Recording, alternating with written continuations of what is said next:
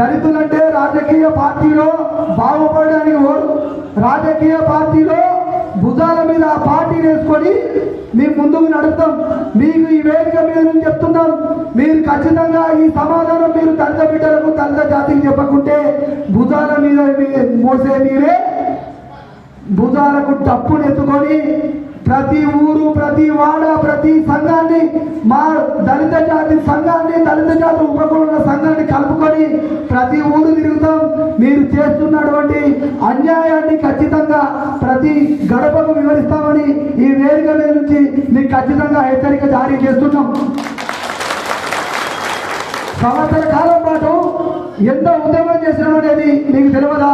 సమ్మన్న ఆధ్వర్యంలో, రమేష్ అన్న ఆధ్వర్యంలో అసెంబ్లీ ముట్టడించినాం, గణపతి దగ్గర దీక్ష చేసినాం, ప్రజాభవన్ దగ్గర పదుల సంఖ్యలో కార్యక్రమాలు చేసినా కూడా మీకు ఎందుకు ఇంకా నిమ్మకు తీరెత్తట్లేరు?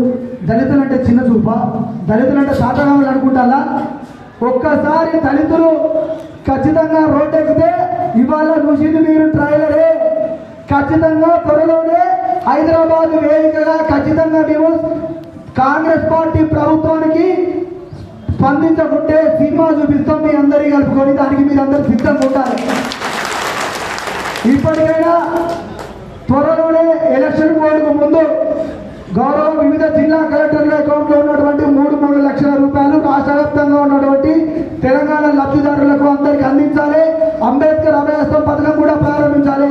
లేకపోతే మిగతా రాజకీయ పార్టీలందరినీ కలుపుకుంటాం, ఖచ్చితంగా మిమ్మల్ని ఎక్కడికక్కడికి ఎండగడతామని తెలియజేస్తున్నాం. జై భీమ్ సోదరులారా, జై భీమ్.